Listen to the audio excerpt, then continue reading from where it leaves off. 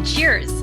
I feel like I can say that since this episode I am recording in 2022. Welcome to the new year. And welcome back for part 2 of this series on planning a more sustainable and ambitious year. As I shared in the last episode, I'd like to invite you to join me for this 4-week series to do some planning for more sustainable ambition in this new year. The goal? To build your Life+Work Resilience Rx, or prescription. So I was thinking about this again today before I was prepared to record this episode, and I really feel like this is an interesting approach to the new year. We often set goals or set resolutions for a new year, but how often do we actually think about the structures we need to put in place to support us on the journey of working towards those ambitions? So we set goals and we kind of set these ambitions out there, but I know for myself, I haven't always in the past really thought about, okay, those are my ambitions for the year, but what structures do I need to put in place to really help me and support me in reaching those ambitions? And how am I going to really sustain myself and support myself to reach those ambitions this year and really do it in a way that is going to be sustainable? And so, think about it with this analogy in mind. Imagine if you wanted to take a trek and wanted to go climb a mountain, and it was going to be a multi-day journey to do this. You wouldn't just set off without doing some planning first. And you would likely determine what resources you needed to take with you, including nourishment that you need along the way. And you'd plan when you were going to take breaks and pauses and what things you were going to need to take with yourself to sustain yourself over this trek and to reach this goal of climbing this mountain. And so this is similar when you think about it, when I think about sustainable ambition planning and planning for a year and doing it thoughtfully, thinking about what are my ambitions and how am I going to sustain myself to really achieve those ambitions. And the other part of this, and I shared this in the last episode, and I know I probably beat this drum a bit in my conversations with you, but again, my belief is really that we can't expect work-life balance to magically manifest. And I think that's often what happens when one talks about work-life balance is that I think we often think that work should be providing that for us, or that, somehow our lives should just magically kind of create this balance.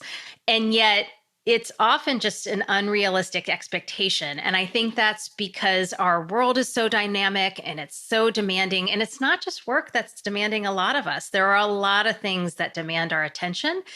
And it's often both our work and our personal lives that demand that attention. And for those of us that are ambitious, we often put a lot on our plate. And so how do we think about creating some sustainability for ourselves when there is a lot that we might be trying to do, and when the world around us is so dynamic and demanding? And that's why I champion building this idea of Life+Work Resilience instead. So my intention with this approach is really to help us all foster the ability to dance in our dynamic and demanding world, learning how to both stretch and sustain ourselves. And again, by doing that, by defining our personal Life+Work Resilience prescription, and then creating a plan and practicing it and progressing over time.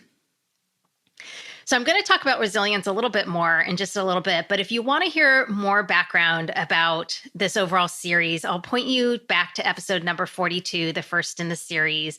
I won't go through all the background again here for those who may have listened to that episode, but if you're dropping in for the second in the series, you may want to go back and start there.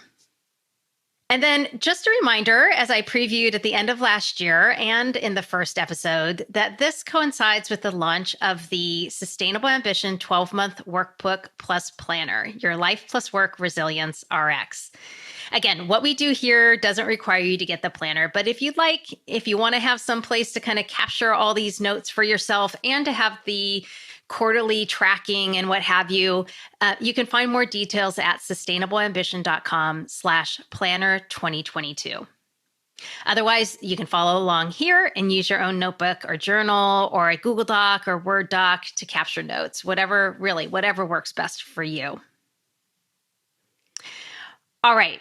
Last week, in the first episode in the series, not in the city, although I am in a city, the first episode in the series, we spent time setting your ambitions for 2022. What is your stretch? What are you striving for? What are your next 12-month ambitions? This week, we're going to talk about your Life+Work Resilience Rx. So we're going to explore what would make your life plus work sustainable, and we're going to help you define your personal Life+Work resilience prescription. Now, I talked about how demanding our world can be and dynamic. And I really want to emphasize, one of the things that's really important to me around sustainable ambition is that this is a no judgment zone. My belief is, and I'm learning this over time as I continue to do this work and as I work with different people, but we are not all wired the same. I think there are different sustainable ambition archetypes. And I think that we need to not judge other people for how they approach their lives and their work, their life plus work. And that's really important to me here. So when I talk about this, I really hope that what comes through is that this approach should be supportive for whatever choices you want to make for your life. And so I was also going to just share that, it's easy to fall into life and work running us versus us running our life and work. And I think this is why I'm bringing up this kind of no judgment zone. Like, don't be too hard on yourself if that's the case. I think that, and I shared in the first episode, this idea of sustainable ambition, it's aspirational. It's a tough thing to how do we balance, I'm using that term, but it's like, how do we really navigate these two opposing forces of really wanting to stretch ourselves and to strive and yet wanting to sustain ourselves as well? And that's not necessarily easy to do. But the point of all of this is really to, how do we start to take back some control over our life work and make it more sustainable? So I guess my key points here are really like, first off, I just don't want you to feel bad if you're feeling like your life and work are running you. And my hope is that you start to feel that this process or approach can help you feel more empowered to start to make choices for yourself where you can start to take back some control and start to make it a bit more sustainable. And I think that this starts with tuning into ourselves and starting to know ourselves a little bit better. And again, that's why this is a workbook, part of the work that I do in the book and part of what I'm sharing in the series here. It's a workbook, not just a planner. There's prompts to help us get to know ourselves better, to tune into ourselves, and to start to learn a little bit more about who we are and how we operate. And again, the reason I'm doing this as well is because I don't think this is a natural thing that all of us do. It's not uncommon to talk to people and have them just broadly around like life plus work to kind of have them experience like, I'm not really in tune with myself, right? It's not uncommon for us to kind of catch ourselves with life again, kind of taking us on a current, if you will. And so it's important to carve out space and start to tune into yourself and start to know yourself better. And as Aristotle said, knowing yourself is the beginning of all wisdom. So in this episode, in terms of tuning into ourselves, we're going to look at, what do you value? How do you best operate? What do you need to sustain yourself to keep you operating at your best each day? So those are kind of some themes. And then, as I noted earlier, I just want to share a few words on why I focus on building resilience. And I think it's because there's several reasons that I'm going to share, but part of it is because our required effort to support what we want to do in our lives is likely to ebb and flow over time. And that's why I think it's important that we build resilience to sustain ourselves over time, especially for those of us who are ambitious. So, again, let me go back to my analogy. Imagine if you're doing this trek and you know that you have a really long sustained climb that's going to come up, and you have some period that's going to be in the flats, and you decide maybe, hey, I'm going to fuel up, I'm going to slow my pace a little bit so I make sure that I have energy for that time when I have to do that big climb. Or maybe you orient your pace and when you're going to camp for the night so that you wake up refreshed and you're going to do that climb from the start. So there are times when we have to think about how do we actually plan for and make sure that we have the resources we need to take on what we have in front of us.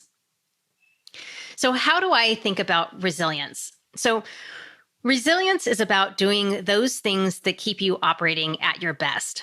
They are those things that keep you sustained, that allow you to manage demanding or challenging times or difficulties and bounce back. And I think that building up resilience requires that we make time for sustaining activities that really fill up our resilience stores. And that's why I have you focus on values-driven activities first. And then I prompt you to think about sustaining activities and taking pauses and breaks for recovery. And then part of this work is also, as I've mentioned, about putting us back in control and making choices on where we want to put our attention and where we will focus our time.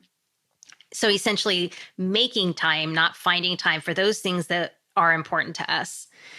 And that's why, as part of the prescription, you'll be setting boundaries. What are you going to say yes to? And what are you going to say no to? And also, I have you explore what you will give yourself grace around. Where will you allow yourself to be bad at things? So you may have ambitions around certain areas of your life. And I talked about in the last episode, where do you want to be good, very good, or the best? But where are those areas you don't need to strive? Where can you let yourself off the hook? And where can you be really intentional about that to create space and allow yourself to put your attention where you think it's most important to put your attention? And then a final important component around resilience are structures and support that will help you make it all a bit more sustainable. And I think that's important to look at both at work and at home.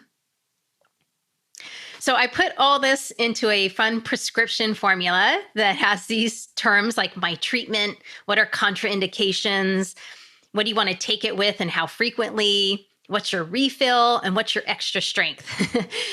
And, if you prefer, use them as a guide, but make sure you have sustaining activities. Make sure you're making choices around what you want to say yes to and no to, what things you're going to allow yourself to be bad at or give yourself grace around. And also ask for support. Ask for those structures that are important to support you in reaching your ambitions and making it all a bit more sustainable. So a few final points before I get into the prompts for today is, and you've probably heard this in what I've described, is that what I've been learning in this work is that when it comes to finding a cure for busyness or making things more sustainable, there is no one-size-fits-all approach. It really needs to be self-defined. We are not all wired the same. What rejuvenates me is not going to be the same thing that will rejuvenate you. So I might say that, yes, I believe that part of this prescription should be sustaining activities, but what might fall into that camp for me may not be the same as for others. So you need to determine what works for you, and that's why I'm having you write your own Life+Work Resilience Rx. It's not my formula, it really should be yours. And then one other caveat is just don't be surprised if you learn that the prescription may need to change over time. It's not static. The circumstances might change. What you may need today might be different tomorrow.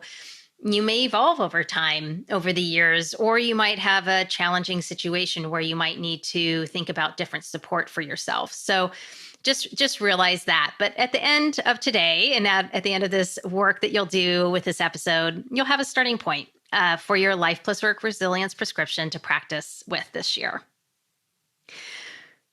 So today, let's start with gaining some insights about what you know about yourself now and how you operate at your best. And the first place I want you to look is at values. So what do you value in your life? And I'm going to share some background, but what I'd love for you to do is start with creating a table where the top of the table is going to say, you're going to write your value in the left-hand column, that first column. And then the next thing you're going to capture is, I am someone who appreciates. And then you're going to add what this value looks like in my life is. So that's the third column. And then the fourth column of this table is going to say, this is important to me because.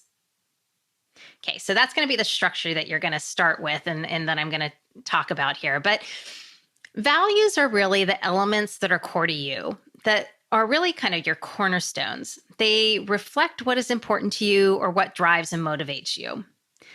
So again, what I want you to do here is start by articulating a value that you hold, and then probe deeper on answering the prompts that I shared. And I'm going to repeat them for you, and I will give you an example as well. And I think that with values, better understanding what you value will really help you prioritize what you need in your life plus work to feel fulfilled and energized and to keep you sustained. So doing activities related to your values and really making sure that you're building those into your days, weeks, months, year will really help build your resilience and will help build your overall and contribute to your overall fulfillment, satisfaction, and feeling energized. So start by identifying 3 to 5 core values that you have in your life. And in the show notes, I will capture some articles that I have from the website, as well as a reference to some values that you can look to as reference if you're kind of struggling with what would it be a value for me. And again, I'm going to give you an example and take you through these prompts again.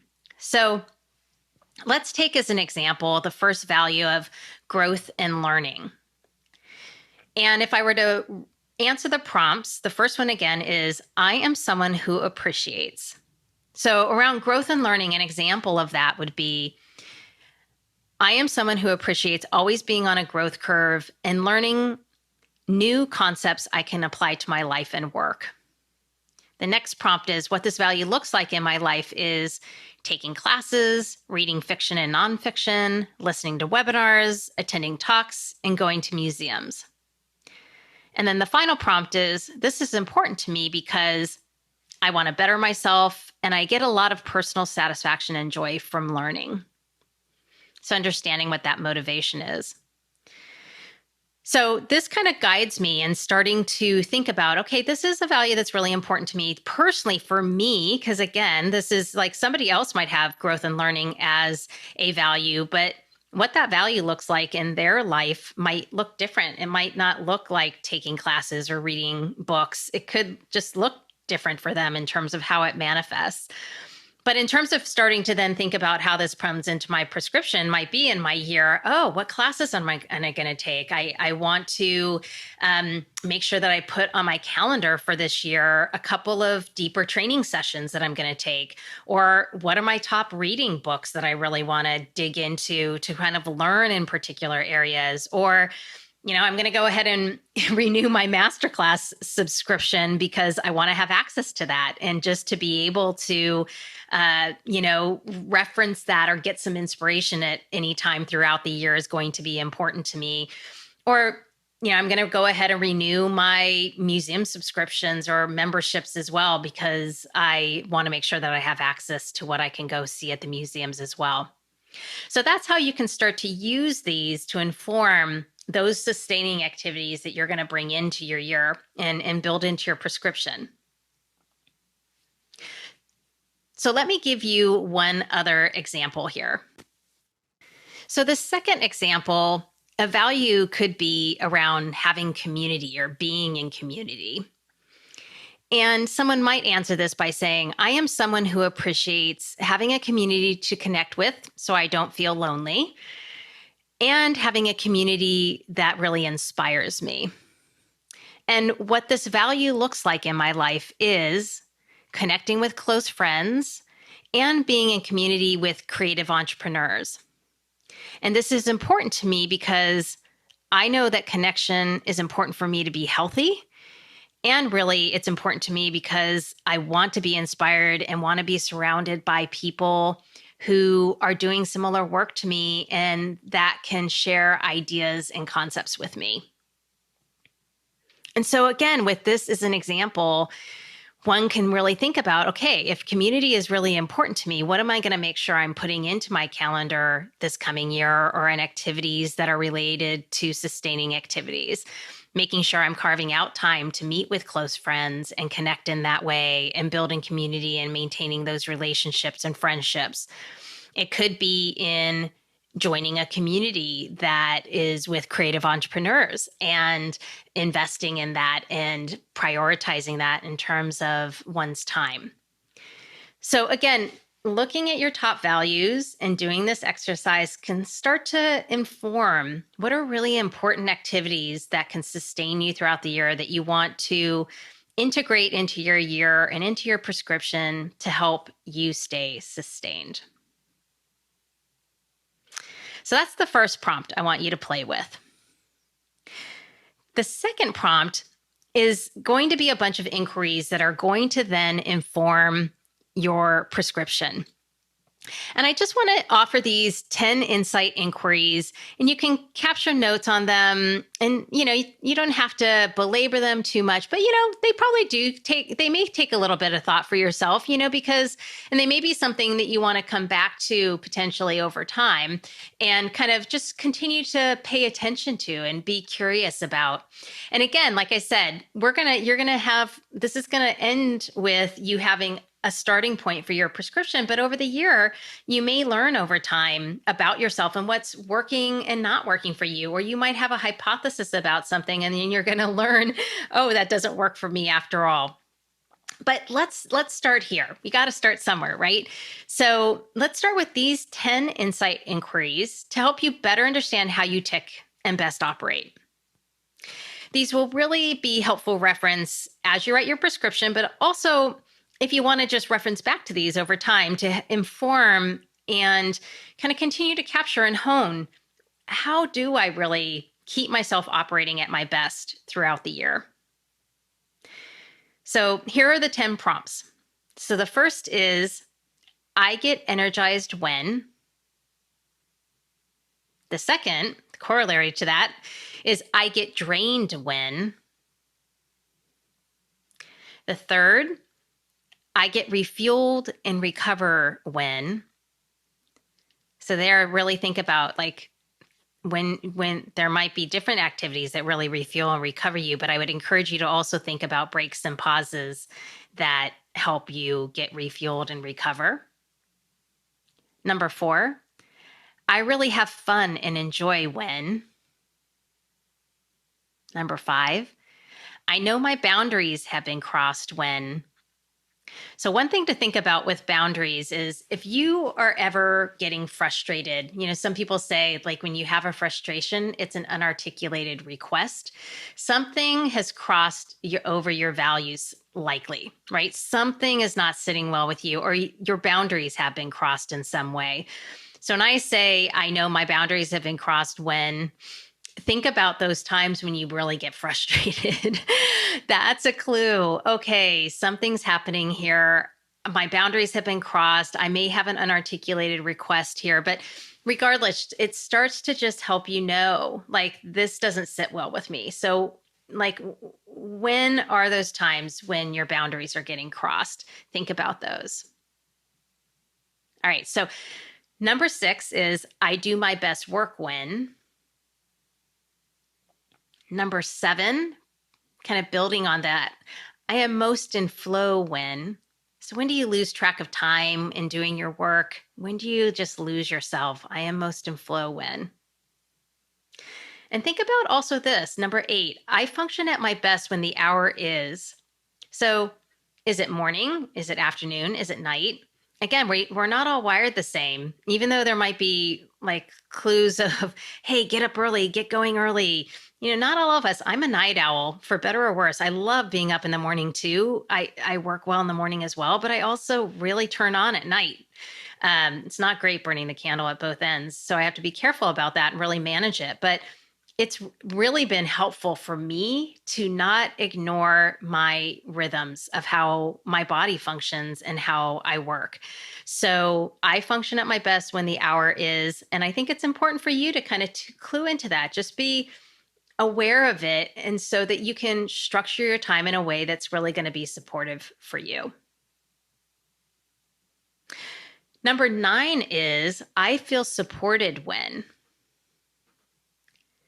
And then number 10 is I feel like my life plus work is sustainable when. Okay, so those are your prompts to kind of get to know yourself better. I should have said at the start, you're probably going to want to listen to these and then pause and really ponder and think. So I won't be surprised if you have to go back and rewind and take your time. I don't imagine that you're going to respond and answer these in the amount of time that I'm, pausing in between. So do take the time to write these down, capture them, take some notes for yourself. And again, keep them open as a running list. Start with something now so that you end this session with your prescription, but keep it open and continue to learn about yourself over time. All right, so now we're going to end with writing your sustainable. What is your Life plus Work Resilience Rx? So we're going to take what you just learned to write your own prescription. And this is all around this idea of to operate at my best, I prescribe. So what is my treatment? What are the contraindications? What are you going to take this with and the frequency? How will you refill? And what's your extra strength? Those are the elements or sections of the prescription. So let's start with my treatment. So the first thing is, and I said I started with values, right? So not surprisingly, in my treatment, I'm going to have you start with answering this question. As you think about this coming year and you think about making it more sustainable and building your own resilience, when you think about your prescription, I'm going to honor my values doing. So this year, how do you want to honor your values? And what are you going to integrate into your days, weeks, months, or year to really honor your values to help you feel fulfilled and satisfied and to really build your resilience stores? So that's the first, I want you to look back at what you learned about your values, look back at thinking about the prompts and inquiries, and as you think about and answer these questions that I'm going to go through. So the first one, again, under my treatment is I'm going to honor my values doing. And again, you're probably going to need to pause the recording, and that's fine. And then you can move on to the next. And I will also capture this prescription structure in the show notes if you want to go to the website to reference that. Okay, so under my treatment, the first one was about values. The second is I'm going to say yes to. So think about, what do you want to say yes to this coming year? So this is a corollary to, or the opposite of setting boundaries, which I'm going to also ask you about. So, but what do you want to say yes to? Where do you want to put your attention? You might even go back to your ambitions to think about that. And then I will create these habits to support me working my best. So think about that when you think about your treatment. So it's those 3 elements. I'm going to honor my values doing, I'm going to say yes to, and I will create these habits to support me working my best. Now, the contraindications are things that get in the way, right? So, but these are important to document so you understand how to set your boundaries. So I am going to say no to. So in the treatment, you said, this is what I'm going to say yes to. So here I want you to note, I am going to say no to. So think about where your boundaries may have gotten crossed or where you don't want to put your attention this coming year. So you're clear on what you're going to say no to. And then think about, I'm going to eliminate these drainers. So you might have thought in the above inquiries, like, this is when I get drained. Okay, so this year, to really build your resilience and to help keep you sustained, where do you want to eliminate things that really drain your energy or just are drainers? So that could be activities, it could be things at work, it could be interacting with certain individuals, frankly. So think about that. What are things you want to eliminate, actually take out of your life, take off your list that would then, in essence, fuel you by getting rid of those drainers? All right, so you have your treatment, you have those contraindications. Now you're going to do the section of take, with, and frequency. And the few prompts I have for you here are, I will have fun by. So think about when you're building your sustainability kind of toolkit, if you will, as part of this prescription, think back to those inquiries. What are the elements of fun you really want to build into your days, your months, your year? What do you really want to make sure you're building in to have fun? That could just be, I don't know, going to a comedy show. Maybe it's you really enjoy doing improv, or maybe it's that you really have fun by, going for walks with girlfriends, whatever it might be. Just, make sure you're adding in some elements of fun. And then think about, we talked about drainers before. Think about now, I'm going to add these energizers. When you think about, I get energized when, or I do my best work when, or I'm most in flow when, what are those elements that you can really bring in that are energizers for yourself? I think this is one area too, where I know I'm going to be working more on this. I continue to have this as an area of practice for myself. This idea of how do you get yourself into flow? And I think that this idea of adding energizers that can help get you into that flow state is an interesting thing to ponder. So I'll leave you with that to kind of think about as you think about where you can add energizers to your days. And then importantly, again, as you think about creating this prescription for sustainability and building resilience, I will create these rituals for recovery. So how do you want to recover on a regular basis? And then to build on that, this is your refill. So to build on those ideas of rituals for recovery, think about, I am also going to sustain myself by. So you might think about when you get refueled and when you recover, what are other things you really want to add into your prescription to help support yourself? If you were to think about what would sustain me, on a daily basis, every week, every month, every quarter, every year, what do you need to build in to really sustain yourself? Are there some additional things that you'd want to put here in addition to rituals for recovery? You might think about, I'm going to build in these types of breaks. Those could be a part of your sustaining activities as well. And then the final part of this refill part of the prescription, I am going to allow myself to be bad at.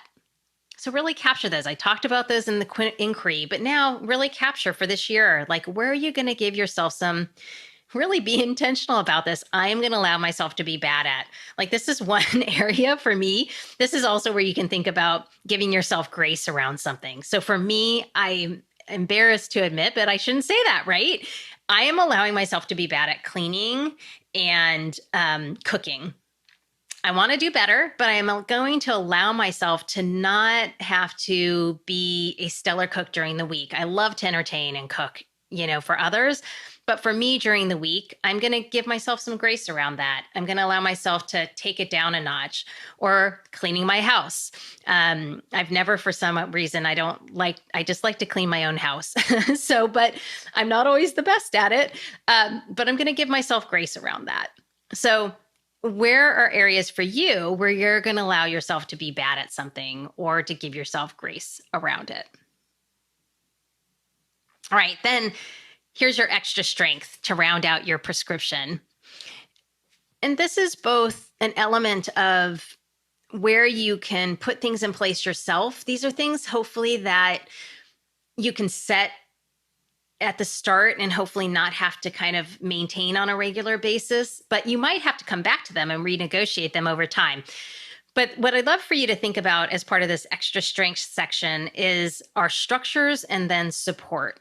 So the first is the structures I'm going to put in place at work to support me are. And then I also want you to think about, because I said this is important as well, like the structures I'm going to put in place at home to support me are. So are there things you might need to negotiate at work or at home? And that's what I mean kind of by structures. They might be set structures like establishing with your boss that you're going to be tuning out after 4 o'clock because you need to go pick up your kids from daycare, say, making that up. But it's like, and putting in place some type of structure around that. It could be in a similar vein. I'm going to put a structure in place with my partner to have them drop my kids off in the morning, and I'll actually start work earlier. And then I'm going to be the one who picks them up in the afternoon so that they can work later. And those are structures I'm going to negotiate both at work and at home to support making it all a little bit more sustainable. So that's just a quick example in terms of what I mean by structures. But there could be things like even a structure at home might be, I'm going to go ahead and subscribe. I'm going to agree with my partner that we're going to subscribe to a meal kit, because that's going to be actually something that having this meal kit that comes twice a week might help us actually make homemade meals a little bit easier during the week for each of us. So again, making that up is one example, but a relevant example of structures you might be able to put in place to make it all a little bit more sustainable. You know, structures at work could be putting in place new delegation that you might want to establish with your team. Maybe your team has grown and there's an opportunity for you to step out of certain activities where you can actually encourage them to step up and give them more responsibility. So think about that as well in terms of structures in different ways that can make things a bit more sustainable for yourself.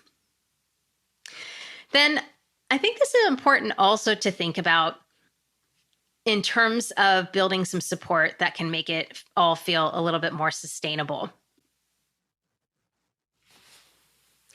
In episode number 21 with Catherine Carruthers, who's also an executive coach, she had a really great point about talking to your partner and really others in your life where you might have to get buy-in to something that you might be doing in the coming, whatever, like life decisions that you might be, making, and making sure that, you have a shared life. So are you talking about these choices that can impact each other and making sure that you're working together to make it all more sustainable? And I think so as part of your extra strength, I encourage you to, the prompt here that I have is the people in my life I need to get buy-in from are. So are there people in your life that you need to get buy-in from in terms of how you're thinking about maybe your ambitions for the year and how you're building your sustainable? What are the sustaining activities? It could be, I need to get buy-in from my partner that I am going to go work out every day after work or 3 times a week after work. And that means that we are going to negotiate a structure to help make it, again, all more sustainable. So think about that. I think it's a helpful lens to look through, this idea of the people in my life I need to get buy-in from are. So the final thing I want you to think about in this extra strength section that builds on the last is this idea of thinking about people in your life who you can enlist to support yourself to make it more sustainable. So this prompt is the people I will enlist to support me are. So again, it's often that we can't do it all on our own. There are, have people in our life, and often people do want to help. And I'm not saying to exploit people, no, but there are people in our lives who want to support us and want to help us in our lives and help us achieve what we want to achieve. So are there people in your life you want to enlist to support you? Again, both on your ambitions and also in making it all more sustainable. So those are the prompts for the prescription. I will capture that again, as I said, in the show notes for you to reference, and we'll provide a link also to a Google Doc for you to download and document your prescription if that's helpful. So I will add that as well into the show notes.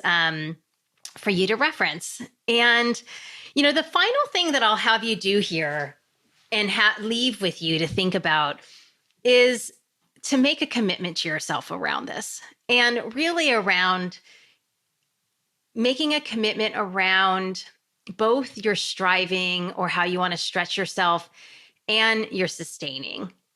How are you going to sustain yourself? And I love this quote from Abraham Lincoln, who said, "Commitment is what transforms a promise into a reality." So if we have this idea of really wanting to make our lives a little more sustainable, our life plus work a little bit more sustainable, how do we make a commitment around this? And so I'll leave you with these 3 final prompts to think about, which is, this year, I am choosing. So if you put yourself into the choice, like, I have a choice in the matter here. So I am choosing. And this year, I will challenge myself to. Now, this challenging yourself, again, it could be on on the ambition side, or it could be on the sustaining side. So think about it both ways. And then this year, I will make these requests. And I like that because, again, where do you need to set some boundaries for yourself? Where do you need to ask for some support or help? Where will you make some requests? So think about those as you think about what commitment you want to make to yourself this coming year around sustainable ambition. So that is the second step, guys, defining your Life plus Work Resilience prescription.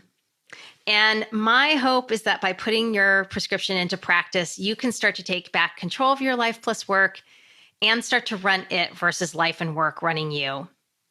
And remember that it will take practicing, it will take prototyping and really learning over time. And remember that it may change depending on your needs in the moment. And, that's partly why I'm giving you some different doors in. I'm giving you different prompts. So hopefully this creates ideas for you to really play with and practice with to identify what will work best for you.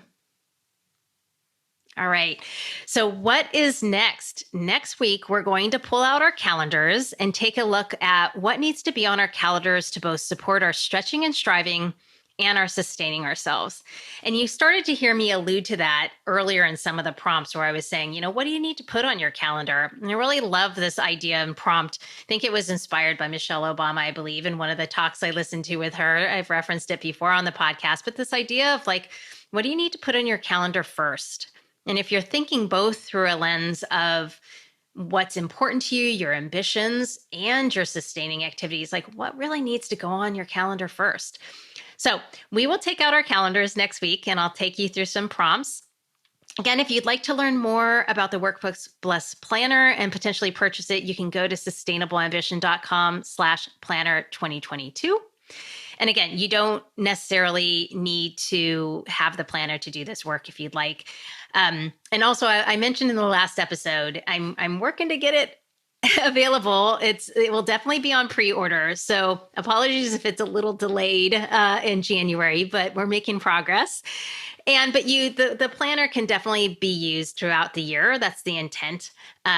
So just know that. And if you'd like to enlist others to do this work together, I do think that can be really helpful to create some partnership and learning from people and from each other, and really setting some intentions together and having some accountability partners could be helpful. But, different ways to do that. You could start by just sharing the podcast series, listening, and perhaps listening together or listening separately, and then come together, have some chats together and just talk about, what are your ambitions for the year? What's your prescription? What works for you? And then I'm also offering some planning guides to host your own planning circle or workshop. So the planning circle being a little more personal focused, and the workshop being more professionally focused. But you can also find those at the link that I mentioned, sustainableambition.com/planner2022. And I will also put that link in the show notes so that you have it. So thanks for being with me for this second episode in the series. I hope you will get value out of starting to define your ambitions and your life plus work resilience prescription. I know my goal for the year, along with all of you, is to make it one that is more sustainable while remaining ambitious on my own terms. And as I noted last week, if you have any feedback, please reach out and share. I appreciate feedback and knowing what's working and what's not. You can send me an email at podcast@sustainableambition.com. Also, you can send me an email there if you have a listener question you'd like me to address in upcoming weeks. So with that, until next week, be well, everyone. Here's to a bright 2022.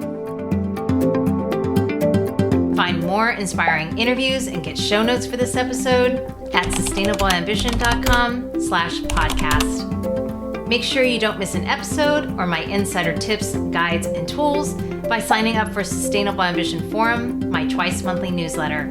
Sign up at sustainableambition.com/subscribe. Thanks again for joining me. Speak with you next time.